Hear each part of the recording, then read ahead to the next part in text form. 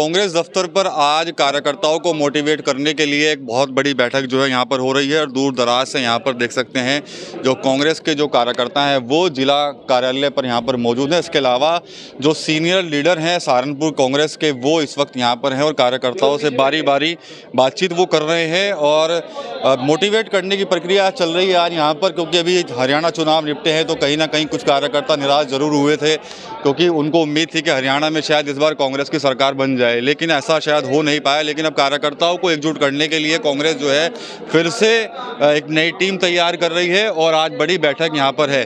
यहाँ पर सुरेंद्र कपिल जी भी हैं, पूर्व विधायक, उनसे बात कर लेते हैं। ये आज कार्यकर्ताओं को मोटिवेट कर रहे हैं आप लोग, कहीं ऐसा तो नहीं कि हरियाणा में इच्छा थी सरकार बन जाएगी, नहीं बन पाई?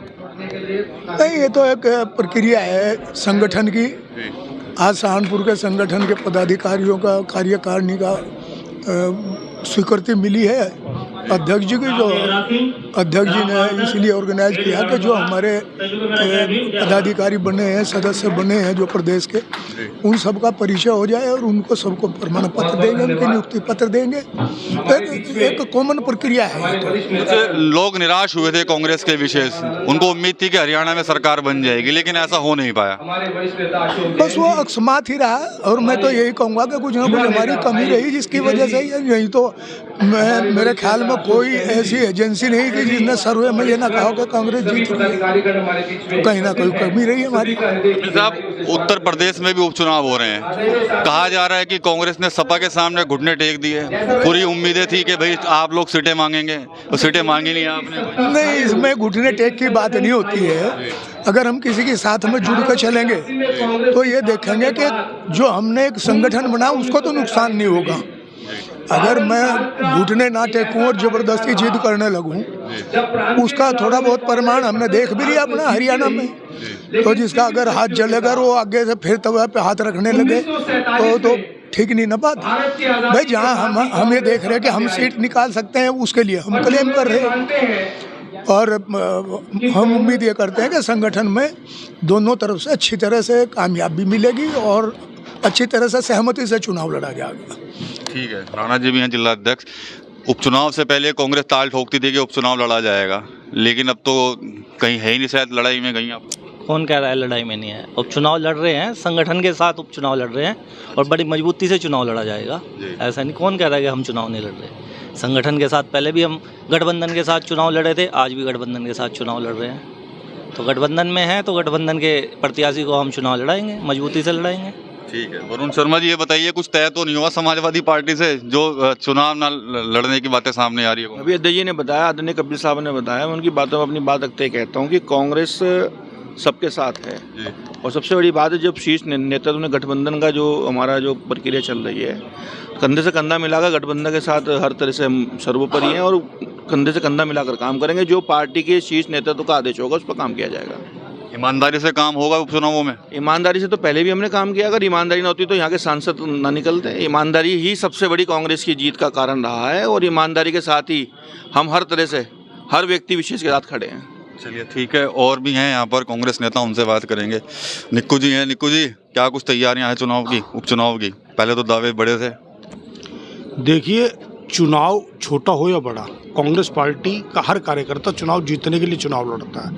हरियाणा का रिजल्ट नेगेटिव रहा है, लेकिन उसमें चुनाव में बेईमानी स्पष्ट नजर आई। महाराष्ट्र में भी जो ये कोशिश कर रहा है चुनाव आयुक्त, उसकी ईमानदारी पर प्रश्न चिन्ह है। देश के प्रधानमंत्री की नीयत पर प्रश्न चिन्ह लग चुका है और हम कांग्रेस के लोग इस देश को निष्पक्ष चुनाव करवाने के लिए मनोवैज्ञानिक रूप से तैयार कर रहे हैं। हम हर तरह की लड़ाई लड़ने के लिए तैयार हैं। हम इस चुनाव को जीतने के लिए चुनाव लड़ रहे हैं और ये जो परिणाम है ये इस बात का घोतक रहेगा कि जब हम जीत करके, जैसे लोकसभा चुनाव में हमने अपनी सीटें बढ़ाई हैं और एक बेहतर परिणाम दिया है, विधानसभा उपचुनाव उत्तर प्रदेश हो, महाराष्ट्र का चुनाव हो या झारखंड का चुनाव हो, हमारा परिणाम बेहतर होगा और हम लोग सरकार।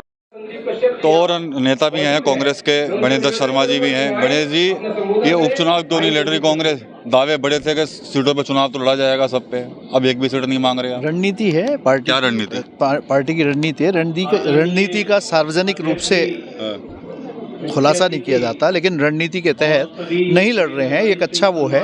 और समाजवादी पार्टी और कांग्रेस मिलके चुनाव लड़ेंगे, उपचुनाव, और बहुत बढ़िया पटखनी दी जाएगी उपचुनाव में आपके भारतीय जनता पार्टी को। वो सक्षम नहीं है अब चुनाव जीतने में, हमारी इतनी अच्छी रणनीति है। चौधरी साहब, चौधरी मेहरबान आलम वरिष्ठ कांग्रेस नेता है, ये बताइए कि कुछ डील हुई क्या कोई समाजवादी पार्टी के साथ जो सीटें आप मांग नहीं रहे?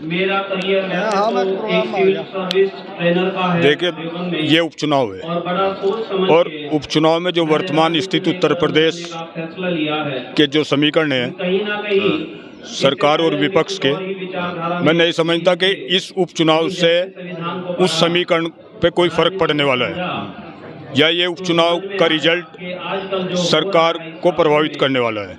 मेरा मानना ये है, कोई भी उपचुनाव हो, किसी भी स्टेट का उपचुनाव हो, जिस सरकार के नेतृत्व में चुनाव होता है, उपचुनाव 99% उसी की तरफ जाता है, क्योंकि उसके लिए मौजूदा सरकार, मौजूदा सत्ता हर तरह के प्रयास करती है।